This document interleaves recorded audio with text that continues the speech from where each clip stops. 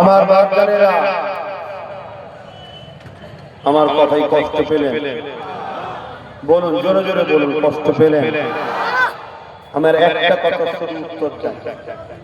আমি লড়াই করছি, আমি যে লড়াইটা করছি যাদের বিরুদ্ধে, তারা আল্লাহ রাসূলের পক্ষে কি? আর আমি লড়াইটা করছি আল্লাহ রাসূলের বিরুদ্ধে কি?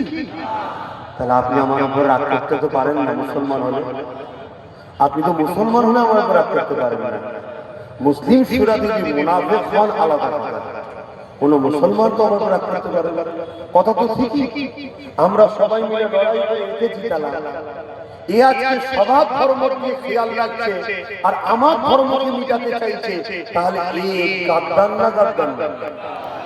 এই রাজারহাট নিউ টাউনে আমাদের মসজিদের জায়গা, অন্য সবার জায়গা তুমি দিচ্ছ, আমাদেরকে দিউনি চলো দিতে লাগবে না। আমরা ধর্ম কারো দয়াতে করি না, আমরা পরের পয়সা ধর্ম করতেও চাই না।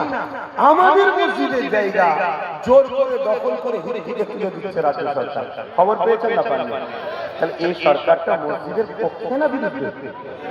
তুই তো রাজনীতি করছিস, রাজনীতি করবি, শিক্ষার কথা ভাববি, চাকরির কথা ভাববি। আর যদি নাও ভাবি, জনগণ যদি মূর্খ হয়ে তোকে সাথ দেয়, ও জনগণ আর তোর ব্যাপার, জনগণ আর তোর ব্যাপার।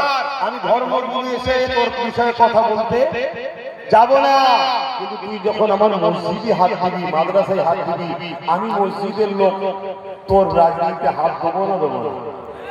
আমার শুরু কবে থেকে হয়েছে জানেন তো? চুচুড়ার মসজিদে তালা মেরে দিয়েছিল এই রাজ্য সরকার, জানেন না? ভুলে গেছেন?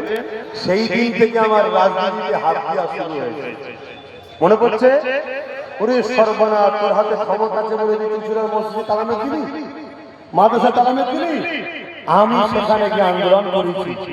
আল্লাহ পাক আমাদের দ্বারা মসজিদের তালা খুলিয়েছেন, সেখানে নামাজ পড়েছি, পরে ঘরে এসেছি। আমি ভাবলাম যে না, যে পাওয়ারে ওরা আমাদের মসজিদের তালা মারে, ওই পাওয়ারে আমাদেরকে ভাগিদারি দিতে হবে, তাহলে তালা